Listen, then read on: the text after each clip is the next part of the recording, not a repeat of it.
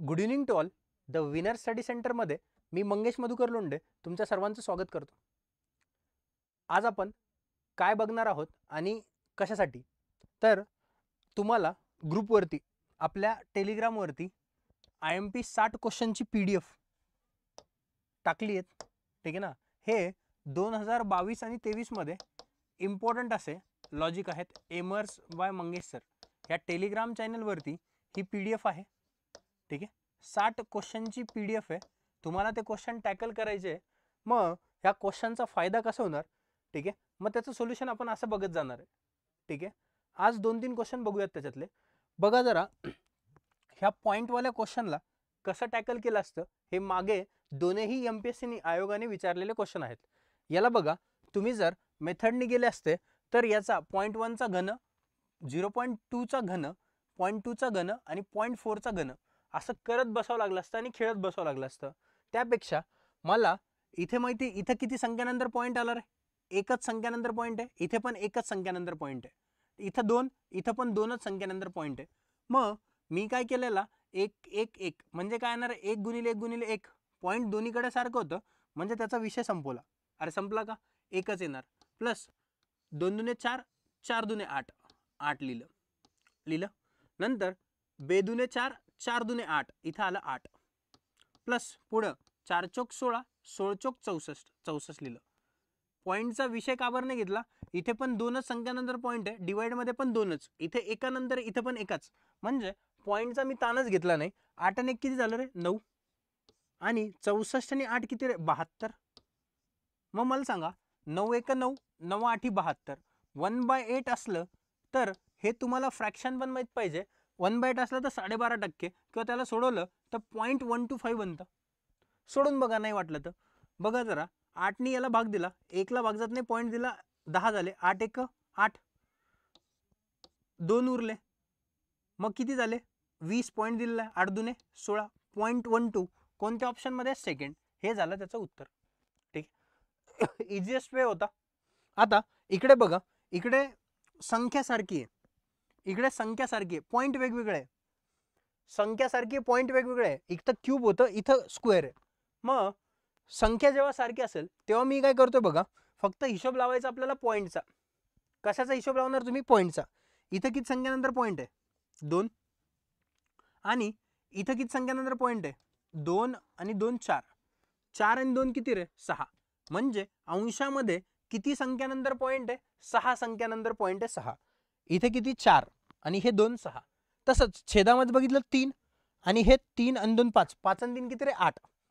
आता बघा 6/8, हे काय लिहिलं मी, 6/8 पॉईंट लिहिले फक्त, ठीक आहे. मग 6/8 कोणाचं पारड जड आहे, डिनॉमिनेटरचं, छेदाचं पारड जड आहे, ठीक आहे. कितीनी जड आहे, 2 नी जड आहे. याला करायचं असतं तर कसं केलं असतं मी, समजा मी 0.15 लिहिलं, याचा अर्थ काय होतो रे, तुम्हाला जर हा पॉईंट गायब करायचा असेल तर अपोजिट साईडला 2 शून्य घेणार, म्हणजे 15 बाय किती बनणार, 100. तसंच इथे बघा ना, कुठं कोणाचं पारड जड आहे, छेदाचं पारड जड आहे. कितीनी जड आहे, 2 नी जड आहे, म्हणजे 2 शून्य येणार कोणत्या साईडला, अपोजिटला. छेदात 2 पॉईंट जास्त होते, त्याचे 2 शून्य येणार वरती, म्हणजे 1 वरती 2 शून्य 100. दिस विल बी द आन्सर. हे आन्सर असणार त्याचं, ठीक आहे. हे दोनही क्वेश्चन लेटेस्ट मध्ये पेपरला आलेत, चालतंय. आता बघा, तुम्हाला जर अशाच गोष्टी शिकायच्या असतील तर तुम्ही आपली बॅच जॉईन करू शकता, ठीक आहे. तुम्हाला हा कॉन्टॅक्ट नंबर आहे 8390889489. गणित आणि बुद्धिमत्ताची बॅच आहे, लाईव्ह प्लस रेकॉर्डेड फॉर्मॅटमध्ये बॅच असणार आहे. ह्या बॅचचे हे वैशिष्ट्य आहे, एकाच बॅचमध्ये तुम्हाला सर्व गोष्टी भेटतील, ठीक आहे. कालावधी बॅचचा 6 महिने आहे, ठीक आहे. त्याच्यामध्ये लाईव्ह जे असणार आहे ते 4 महिने लेक्चर चालेल जवळपास, आणि त्याच्यामध्ये टॉपिकनुसार प्रॅक्टिस शीट असेल, PYQ सॉल्व्ह करून घेतले जातील, ठीक आहे. विक्की सर आणि मी दोघं मिळून आम्ही ह्या बॅचला कंप्लीट करू. गणित आणि बुद्धिमत्ताचा पूर्ण पोर्शन त्याच्यामध्ये असेल. बॅचची फीस किती आहे, तर 499 रुपये. तुम्हाला ह्या नंबरवरती फोन पे करायचं, चालेल. चला जरा पुढच्या क्वेश्चन वरती चला. आणखीन एक क्वेश्चन बघू. ही शीट नक्की प्रॅक्टिस करा, शीटची, ह्या शीटला सोडवा.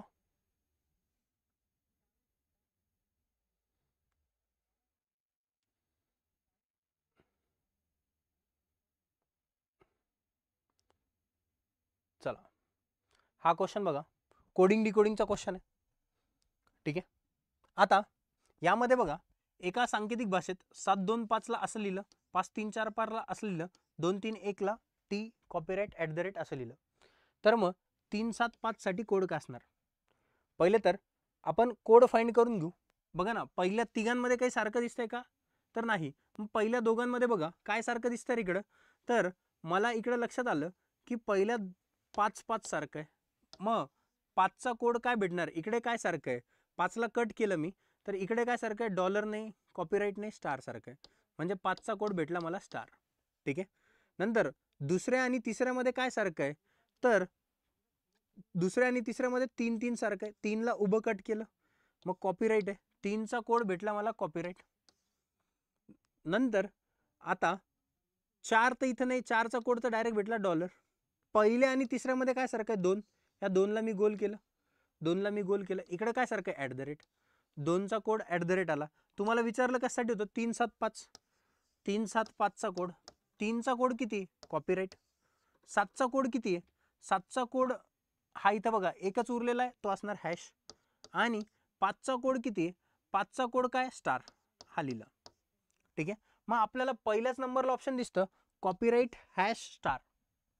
ठीक आहे. आणि आपण उत्तर टिक करतो आणि आपल्याला वाटतं बरोबर आहे. ठीक आहे. तर हे उत्तर बरोबर आहे का?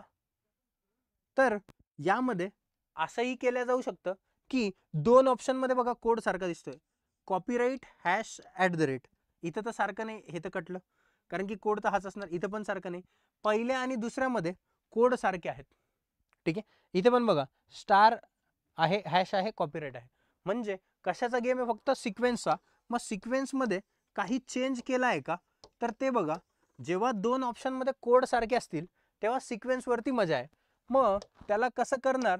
तर बघा इथे बघा, इथे 5 लास्टला होतं, 5चा कोड कुठं होता? फर्स्ट नंबरला.